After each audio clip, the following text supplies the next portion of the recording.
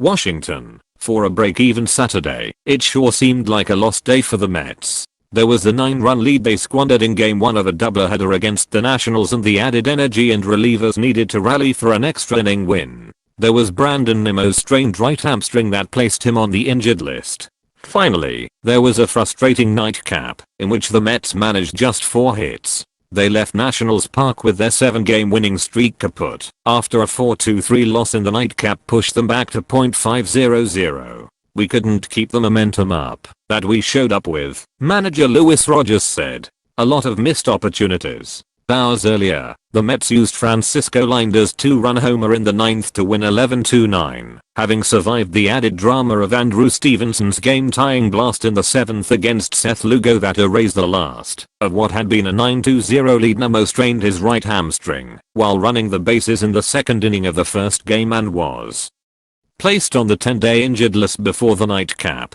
depriving the Mets of a top offensive performer. Kevin Pillar, who will assume the bulk of the center field duties, delivered a 2-run homer in the 6th inning of the nightcap to get the Mets close after Tyler Megill turned in a mediocre performance. The rookie right-hander allowed 4 earned runs on 7 hits over 6 innings, with 2 home runs allowed.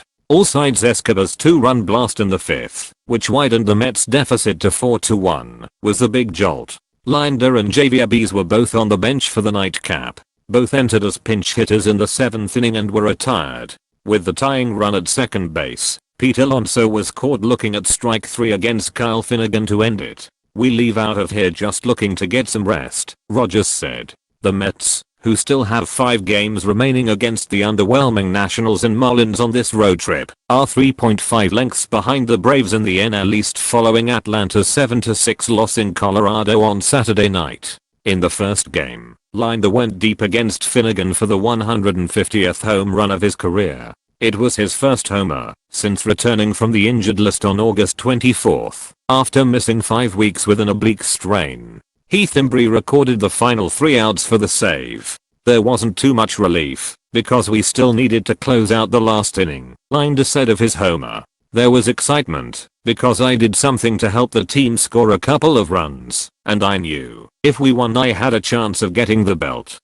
That victory belt, awarded to the Mets player of the game following a win, rested on Linder's left shoulder as he conducted a post-game Zoom interview. Lugo allowed a Carter Kieboom double with 1 out to begin the Nationals' 7th inning rally before retiring Luis Garcia and surrendering the blast to Stevenson. Lugo was pitching for a 2nd straight day after working a scoreless 7th on Friday. The Mets have chosen their spots throughout the season for letting the right-hander work consecutive days because of his troubles on occasion rebounding without rest. Edwin Diaz, according to Rojas, was unavailable. We trust our bullpen and everyone that got the ball in a big situation we trusted was going to get out of it, Rojas said.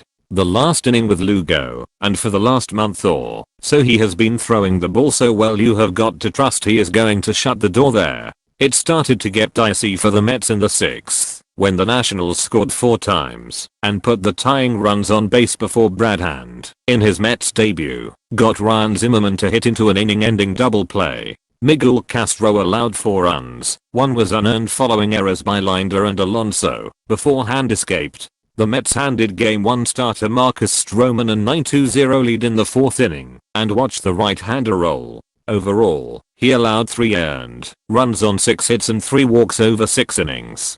Stroman allowed 4 straight batters to reach base in the 4th, leading to the Nationals' output against him.